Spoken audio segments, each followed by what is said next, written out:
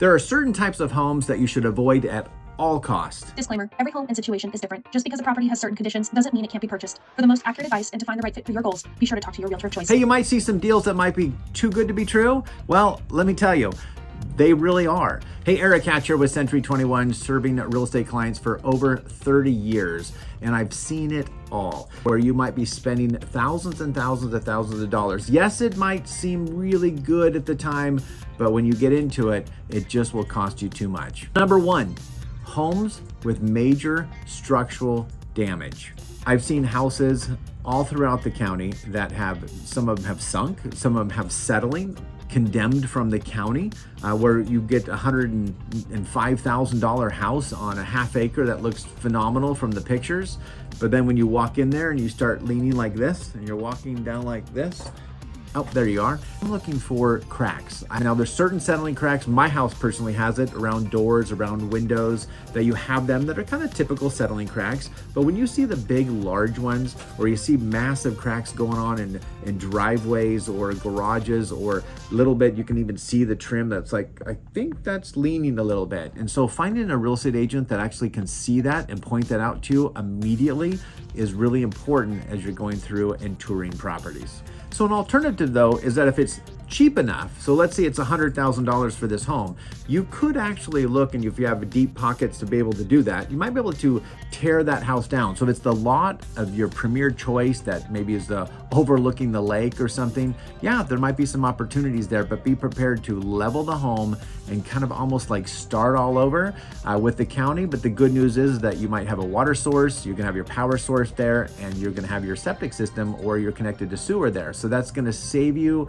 a little bit of money there on the beginning cost of like starting fresh from the beginning. But just remember, it will take a lot more time and it will take a lot more money on a home that has structural damage and issues. Number two, homes that have legal title issues or zoning issues. Those can be really problematic. Most of the time, you've got properties that it's mostly somebody who might have passed away and the family is inheriting this property.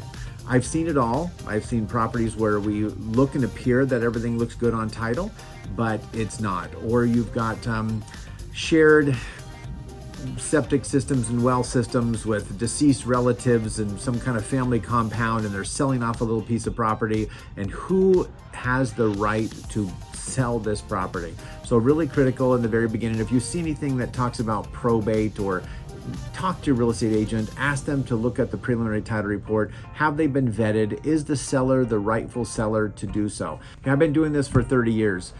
I'm a probate specialist, got a lot of training from that. A lot of properties that I've sold in regards to probate. It's an opportunity to be able to purchase a home, generally possibly a little bit less than the market rate, but just realize that you need to make sure going in that they have all their documentation correct, so you don't get to the end of the closing table and there's some kind of situation that comes up where now you're having to extend escrow and maybe possibly not get the property. So do your homework up front, talk to the real estate agent of your choice, give me a call, happy to answer questions as well. Number three in closing is the DIY projects. Now, fairness, I've actually done a lot. When I bought my first home, I did most of everything myself. I resided my house, I re-sheetrocked, I built decks, I did a lot. A lot of it I go back and look, I should probably have that redone, and have had it redone over the time, because sometimes it might not be as pretty as others. There are homes that I walk into that you can absolutely tell that somebody did the work that was not as professional as it could be. So there's nothing wrong with that, but just knowing and looking at the small details, because I truly feel that everyone needs to learn and everyone needs to do and put that sweat equity into your property.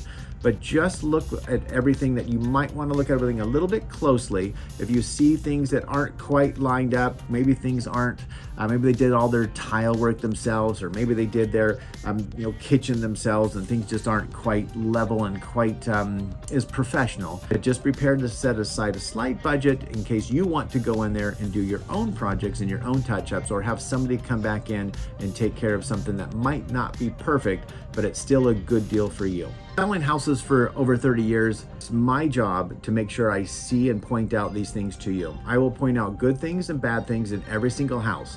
Where you want to be really cautious and careful on these DIY projects is where water intrusion. What I mean by that is that if they did their own shower pan, have your investigation period and make sure we crawl underneath the house and make sure we look at everything that there's no leaks. I'm not qualified to do a shower pan, but some people may want to do a YouTube Saturday weekend special and put that together. So those are just type of things that we want to make sure that we deeply look at with the home inspector of your choice, a contractor of your choice, to make sure that you're not going to be spending thousands of more dollars repairing things that look on the surface fine and beautiful, but behind it needs a little bit more work. Hey, thank you so much for listening. Eric Hatch here with Century 21. All right, take care, guys. Talk soon.